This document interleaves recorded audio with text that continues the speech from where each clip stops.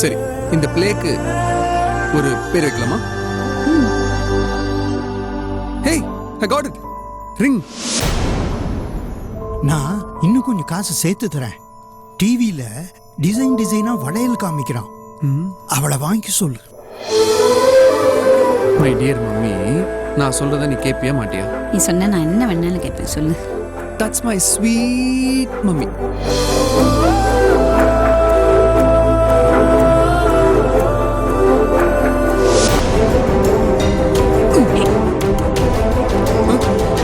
எவ்வளோ திமிருடா உனக்கு.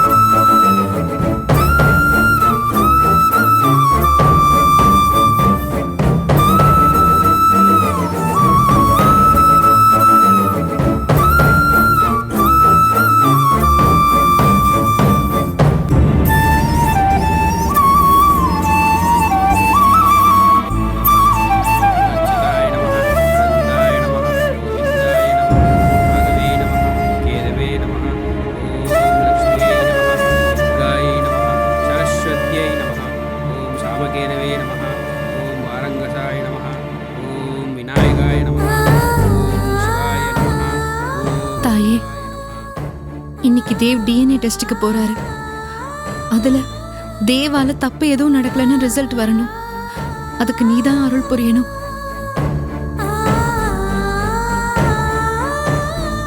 இவ்வளவு நாளா நான் உன்னை பார்க்க வந்ததில்லை. அதனால நீ என் மேல கோவமா இருப்ப. அந்த கோவத்தை மறந்து எனக்கு உதவி செய். நான் என் மனசறிஞ்சு எந்த தப்பும் பண்ணல.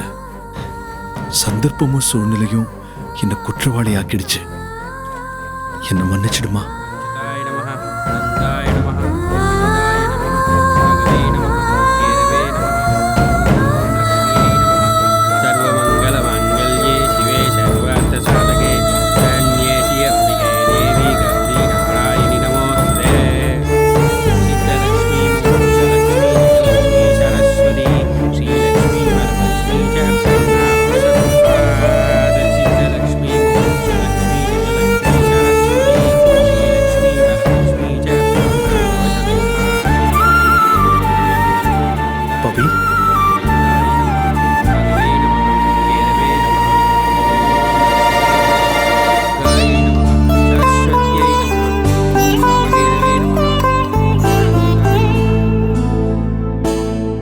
தேவ், நீங்க எப்போ வந்தீங்க?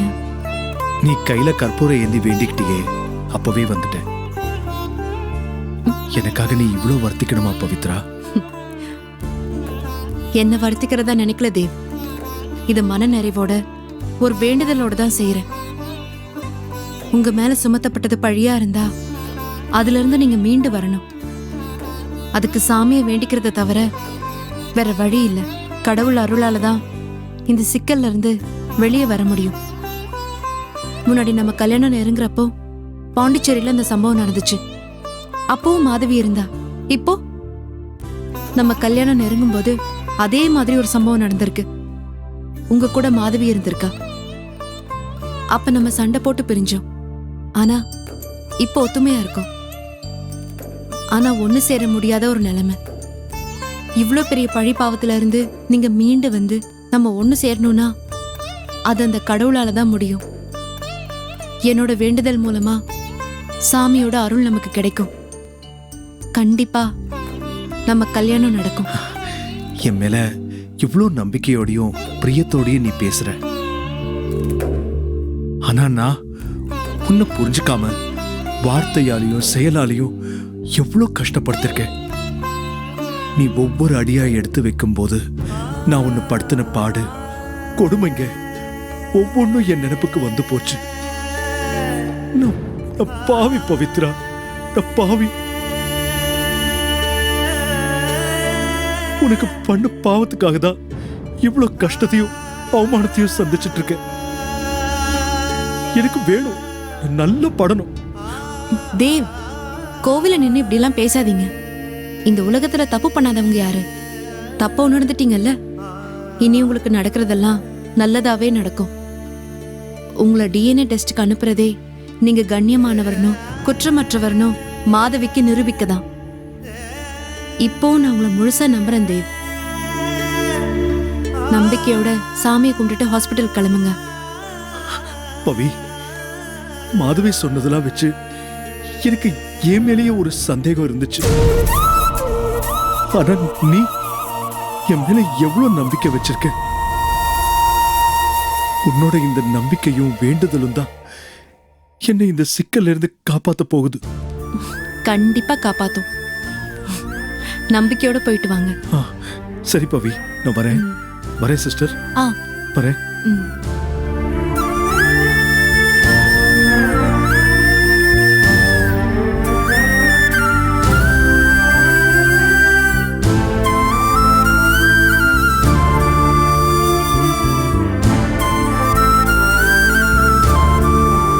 பவி, போலாமா?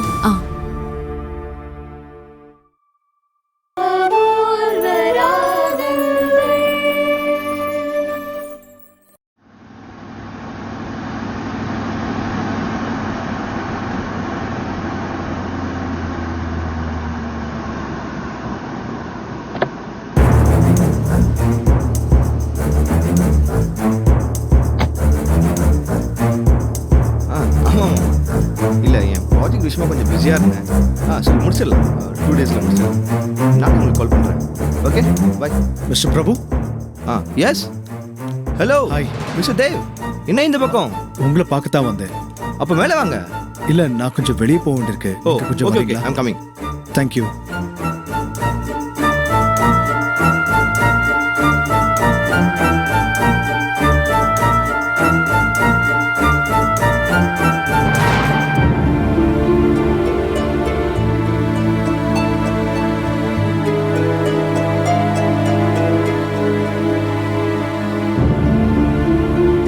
Hello mister Dev. Hi Prabhu. Hi. நானே உங்களுக்கு ஃபோன் பண்ணி நேரில் சந்திச்சு பேசணுன்னு இருந்தேன். திருச்சியில் உங்களுக்கு நடந்த சம்பவங்களை பற்றி நம்ம பிஸ்னஸ் சர்க்கிள் மூலிமா எனக்கு தெரிய வந்துச்சு. இதை பற்றி பவித்ரா கிட்ட நான் விசாரித்தேன். அவங்களும் நிறைய விஷயங்களை சொன்னாங்க. அவங்களுக்கு உங்கள் மேலே நிறைய நம்பிக்கை இருக்குது தேவ்.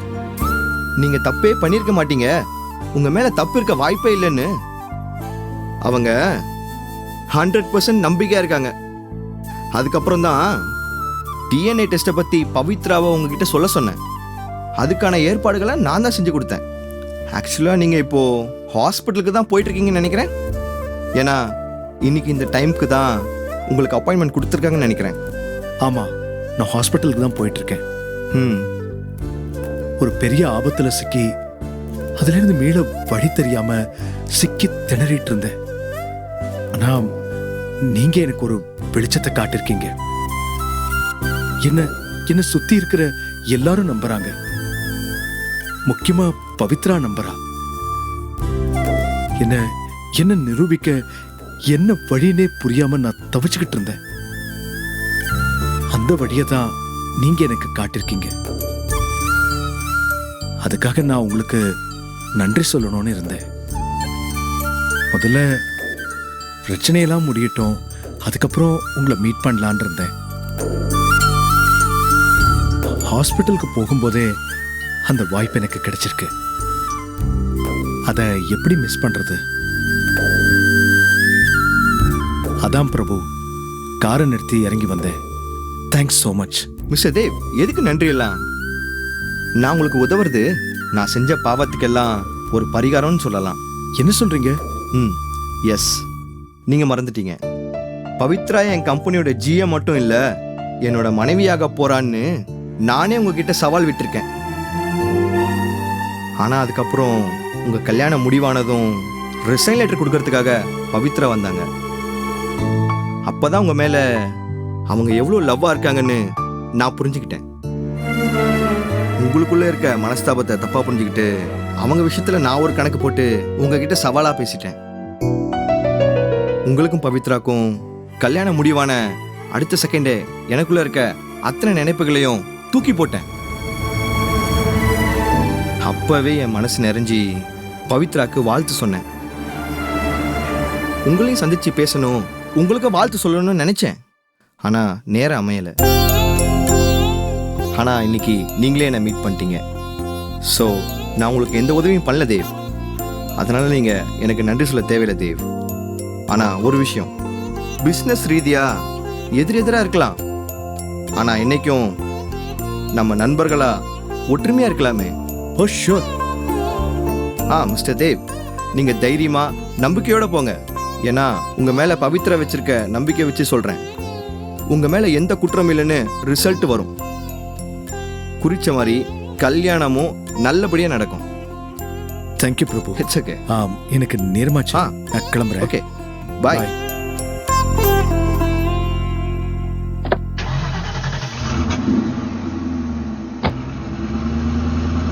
பாய்.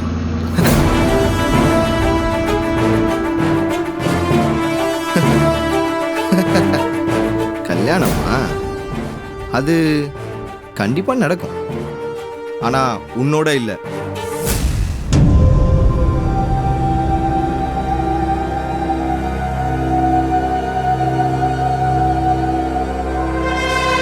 Excuse me.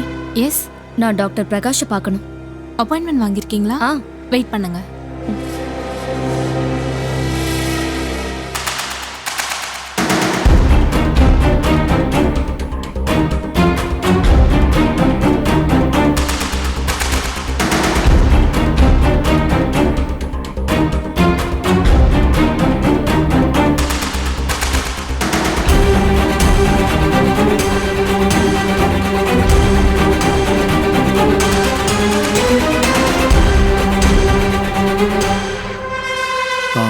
Excuse me, mister Prabhu doctor பிரகாஷை ரெஃபர் பண்ணாரு. நீங்க போய் பார்க்கலாம் sir.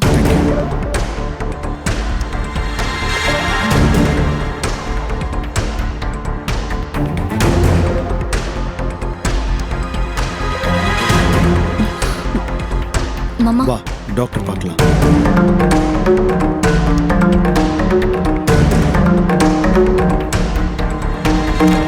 Hello doctor. Yes come in. Good morning doctor. Good morning. என் பேர் மகாதேவ். உட்காருங்க உட்காருங்க. மிஸ்டர் பிரபு தான் உங்களுக்காக அப்பாயின்மெண்ட் கேட்டிருந்தாரு. அவர் என்கிட்ட எல்லா விஷயத்தையுமே சொல்லிட்டாரு. உங்க 2 பேருக்குமே டிஎன்ஏ டெஸ்ட் எடுக்கணும். அந்த டெஸ்ட் ரிப்போர்ட்ல நீங்க எதிர்பார்க்கிற ரிசல்ட் என்னன்னு தெரிஞ்சிடும். உங்க பேரு? மகாதேவ். ஏஜ்? 32. உங்க பேர் சொல்லுங்க. மாதவி. ஏஜ்? 24.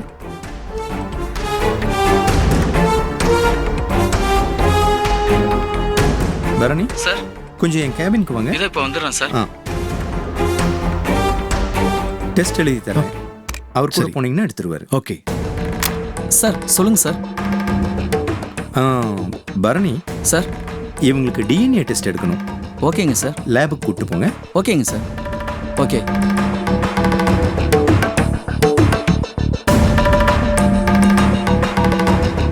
இந்தாங்க. நான் எடுத்துடுறேன் sir. Thank you doctor. Okay mister Dev, நீங்க டெஸ்ட் Okay. எடுத்து கிளம்பிடுங்க. ஓகே கிளம்புங்க. வாங்க சார். வாங்க.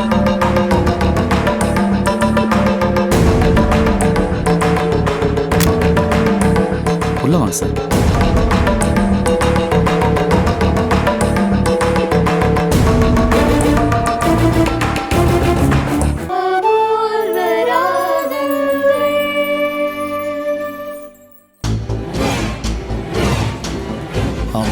ரிப்போர்ட் எப்போ கிடைக்கும்?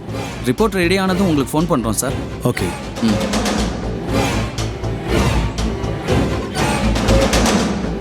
ஏய், நீ எதுக்கு என் பின்னாடி வர? இது என்ன மாமா கேள்வி? நான் உங்க பின்னாடி வந்ததானே ஆகணும். ஏய், ஏய், நான் வீட்டுக்கோ ஆஃபீஸ்க்கோ போகல.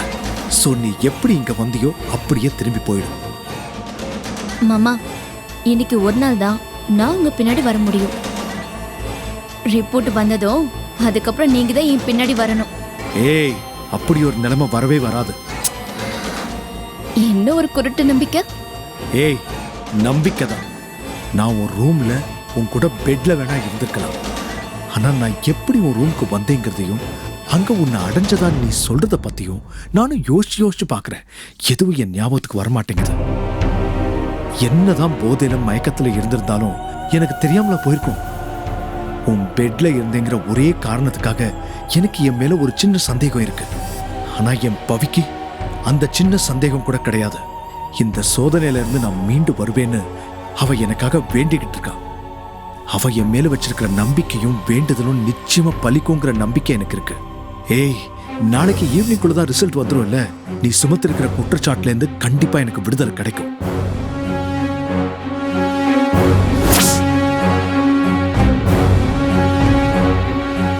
என்ன நீங்க அடைஞ்சதும் இல்லாம எதுவுமே தெரியல நான் சொல்லிட்டு போறீங்க. பவித்ராவோட வேண்டுதல் பலிக்குன்னு வர சொல்லிட்டு போறீங்களா?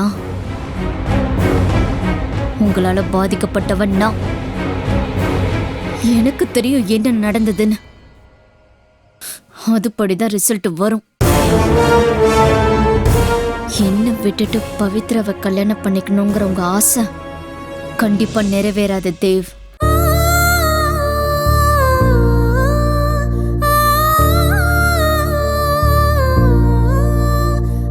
பவி, இந்த பாலையாவது குடிமா.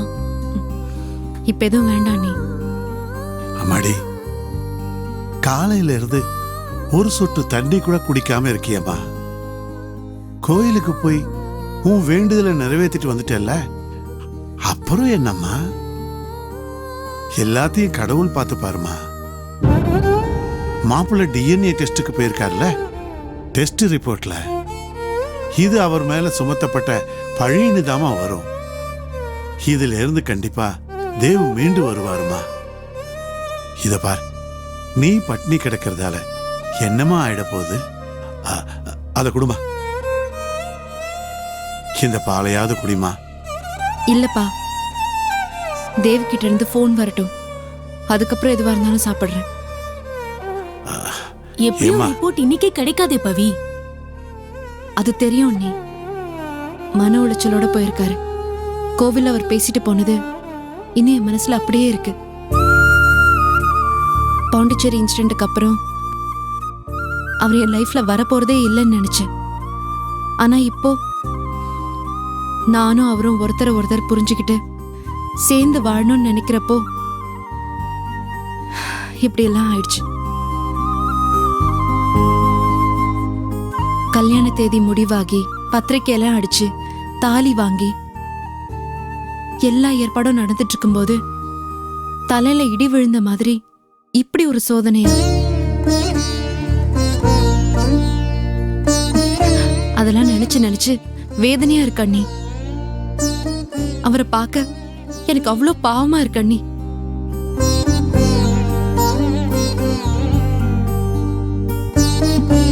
இப்ப இருக்கிற மனநிலையில எனக்கு எதுவுமே சாப்பிட பிடிக்கல. அவர்கிட்ட இருந்து கால் வந்துருட்டும், அப்பதான் என் மனசுக்கு கொஞ்சம் ஆறுதலா இருக்கும். நான் அப்புறம் சாப்பிடுறேன்.